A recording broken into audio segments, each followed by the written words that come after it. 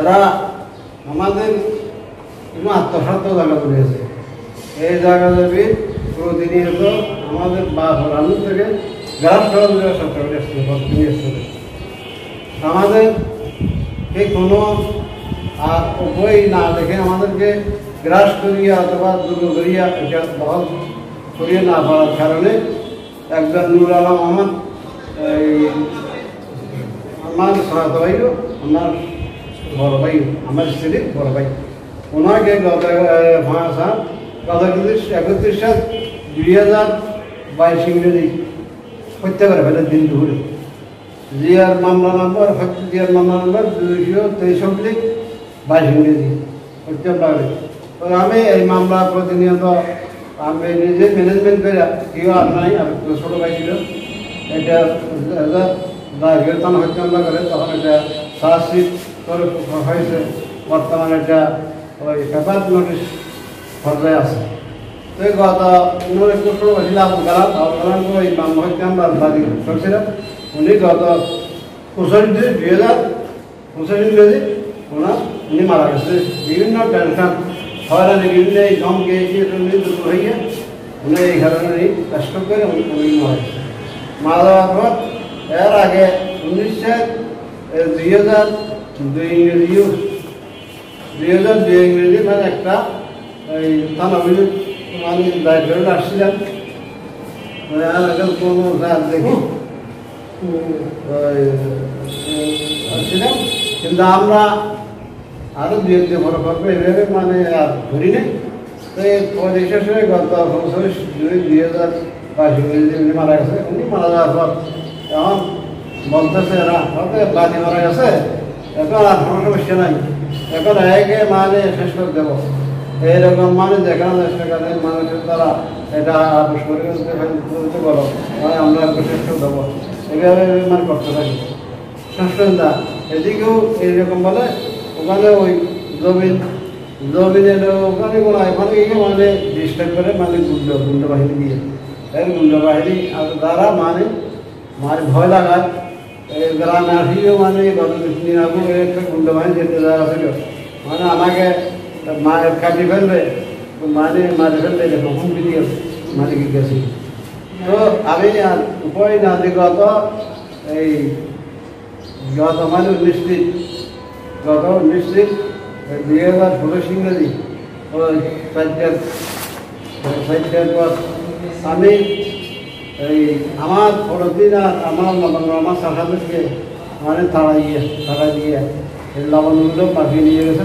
তাদের মোটা নিয়ে ভোট মারব, আর পরের দিন এরা কিছু নষ্ট হয়ে গেছে। আর সব পরের দিন এদের কিছু মানে সব ভাষাভাষী আসছিল, এদের পরের দিন এরা কাটিয়ে আমাকে এই মার্ডারকে করতে বলো, এটা আমি যেন করতে না পারি, এটা চেষ্টা করে এটা অ্যাডভান্স করতে না পারি, আমাকে কাবু করার জন্য তারা কাটিয়ে পরিস্থিতি তারা কাটিয়ে তারা মারে আমাদেরকে মামলা মানে থানা মানে মানে এইটা এই মিথ্যে সংবাদ এটা এই মিথ্যে সংবাদের বিরুদ্ধে দাদা হবে রিপোর্ট প্রদান করতে বলেন।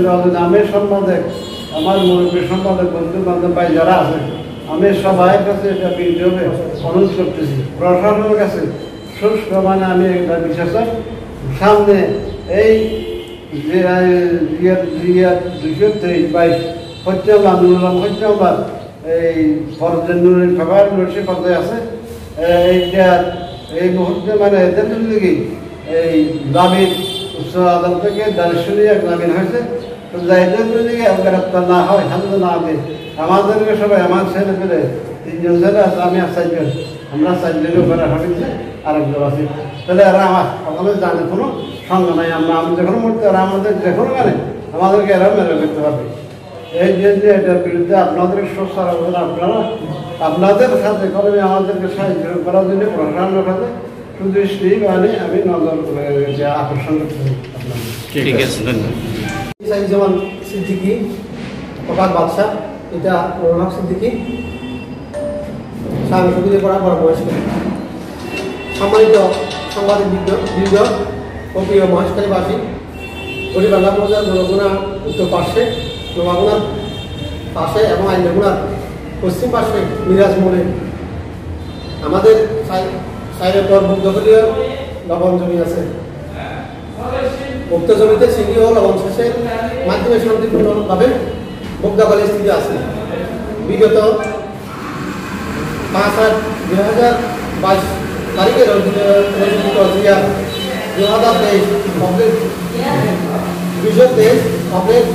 মামলার 1 নং ও 8 নং আসামি আব্দুর রশিদ পিতা আব্দুর রহমান ও তার ভাতিজা মনিউদ্দিন সহ আনোয়ার সাহাব মিয়া, আনোয়ার বাসা প্রকাশ আনু 55, পিতা মৃত সাহাব মিয়া 5 কোটি টাকা, বড় মহেশখালী মোহাম্মদ সুহেল 30, পিতা আব্দুর রশিদ মাহবুব, পিতা মৃত রহিম বক্স খান চুকুরিপাড়া বড় মহেশখালী, মোহাম্মদ নাসার, পিতা মৃত মিয়া খান পানিচারা বারগরপাড়া কোয়ানো থানা মহেশখালী, জেলা কক্সবাজার। আরও 4-5 জন আছে।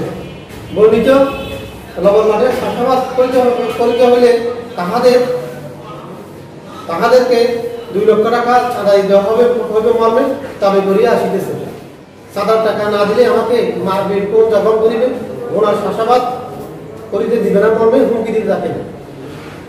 আমি বলিত আসামিদেরকে চাঁদার টাকা দিতে অভিযোগ প্রকাশ করিয়া ঘটনার বিষয় এলাকার গণ্যমান্য লোকজনদের অবহিত করিলে আসামিরা ক্ষিপ্ত হইয়া প্রতিশোধ হয়ে ওঠে এবং 19/3/2025 এবং বিকাল আনুমানিক 4 ঘটিকার সময় বলিত আসামিরা তাহাদের দলীয় 4-5 জন সহ বেআইনি জনতা গঠনপূর্বক দেশীয় তৈরি অস্ত্রশস্ত্র নিয়ে ঘটনাস্থলে বর্ণিত লবণ মাঠের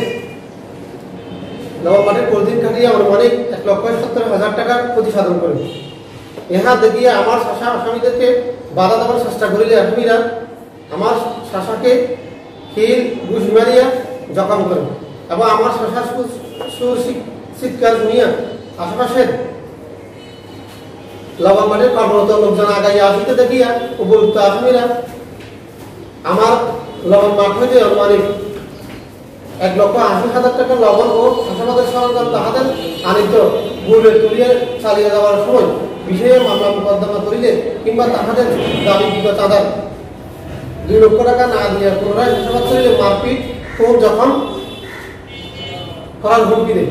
তাহাদের বিরুদ্ধে মাননীয় প্রশাসনের নিকট এবং অভিযোগ দাখিল করেছি। আমরা এর সঠিক বিচার কামনা করছি। সম্মানিত সাংবাদিকবৃন্দ, উক্ত জমি আমার কাগজপত্র সব ঠিক আছে। প্রকৃত ঘটনা হইল তারা আমার পলিথিন কাটা সহ লবণ লুট করেছে, আমাদের জমি দখল নিতে চেষ্টা চালাচ্ছে। তাই এসব খুনিদের কথাতে বিভ্রান্ত না হয়ে সঠিক তথ্য প্রচার করার জন্য সম্মানিত সাংবাদিকবৃন্দের অনুরোধ করছি।